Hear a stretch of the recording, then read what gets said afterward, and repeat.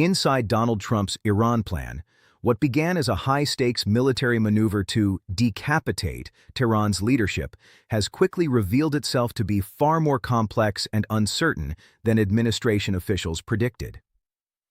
In late February 2026, a coordinated U.S.-Israeli strike successfully targeted Iran's supreme leader Ayatollah Ali Khamenei, as well as several senior officials, marking an unprecedented escalation in the long-standing tension between Washington and Tehran.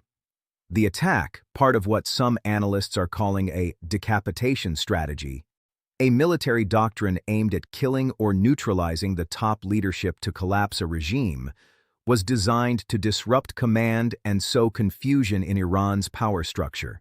But here's the rub. Iran's system isn't structured around a single individual the way some dictatorships are.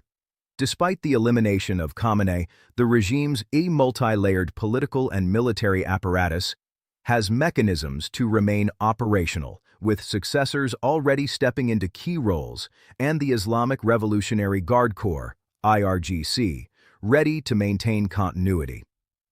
Decades of institutional planning have meant that the loss of one leader doesn't automatically spell collapse.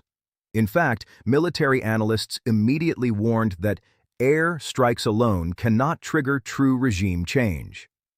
Absent widespread internal uprising or a full-scale ground campaign, capable successors and entrenched security forces can simply fill the void left by a slain leader.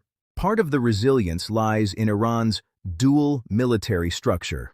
A regular army, the Artesh, and the IRGC, with the latter not just a fighting force, but also a political power broker and economic empire deeply intertwined with the state. The IRGC, in particular, has built itself into a sprawling institution that oversees internal security, suppresses dissent, and controls vast business networks, giving it both interests and incentives to keep the regime intact. This makes Iran's governance more than a single apex of authority. It's a web of competing centers of influence that can adapt when one part is struck. Another layer of complexity is the post-repressive capacities embedded in the regime's rule. Iran has a long history of authoritarian control, using arbitrary arrests, media censorship, and violent crackdowns to prevent dissent and preserve stability. The judiciary and security services act as tools of fear, dissuading large-scale uprisings even when economic conditions worsen. This means that while the populace may be frustrated, the barriers to widespread revolt remain high. Unless the repression apparatus itself is dismantled, something decapitation strikes don't directly accomplish. Even seasoned diplomats have cautioned that this kind of strategy dramatically underestimates Iran's staying power. Retired Ambassador John Limbert, an Iran expert, recently argued that Tehran's political system has survived wars, sanctions, and leadership losses over 47 years, and that optimism about regime change through targeted strikes alone is unrealistic. In his view, removing individual leaders does not automatically galvanize a transition to a more favorable government, and could instead solidify the hardliners' grip as they paint the attacks as foreign aggression. That point highlights a common paradox with decapitation tactics. Rather than weakening a regime, such strikes can unintentionally strengthen public support for it. Historical examples show that populations often rally around their governments in the face of foreign attacks, especially when framed as external threats. Even if many citizens oppose the regime's policies, the instinct to defend the nation can suppress internal divisions and unify different factions, at least temporarily. Iran's broader regional alliances and proxy networks, including Hezbollah in Lebanon, Shiite militias in Iraq, and Houthi forces in Yemen, also give it strategic depth beyond its borders. These groups can impose asymmetric costs on adversaries, meaning that even without a centralized command, Iran has tools to retaliate and complicate U.S. and Israeli strategic goals. This regional reach makes Tehran less vulnerable to traditional military decapitation strategies, as the fight is not confined to Tehran's leadership alone. Then there's the economic dimension. Iran's economy has been under severe strain due to sanctions and internal mismanagement, but it still controls critical levers like oil exports through the Strait of Hormuz.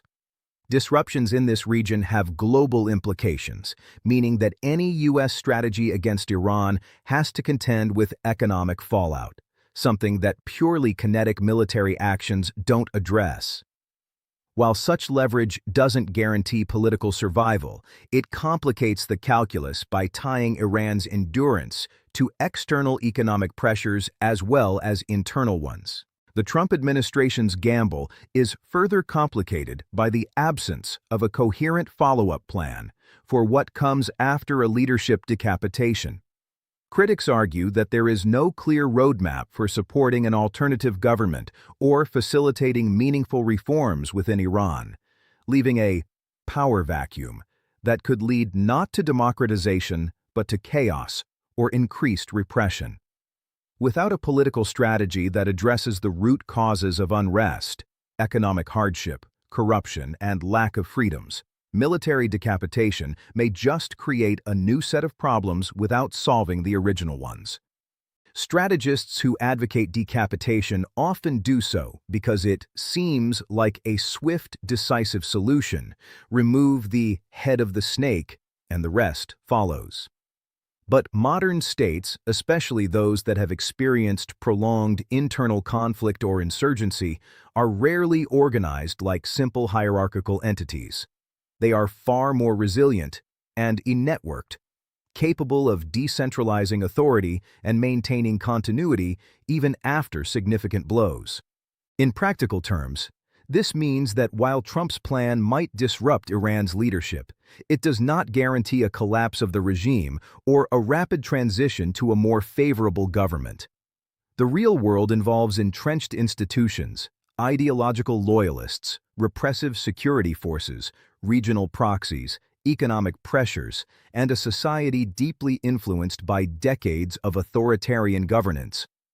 Each of these factors contributes to why a decapitation strategy, while dramatic on the surface, clashes with a resilient regime that was designed to withstand exactly this kind of shock. In the coming weeks and months, the real test will be whether Iran's remaining leaders can sustain cohesion, whether regional proxies can compensate for leadership losses, and whether internal discontent can overcome the regime's repressive machinery. What is certain is that the simplistic idea that killing a leader equals instant regime collapse has proven time and again to be an unreliable and often counterproductive approach in geopolitics. The very resilience that frustrates Trump's decapitation strategy today may ultimately determine the next phase of this dangerous confrontation.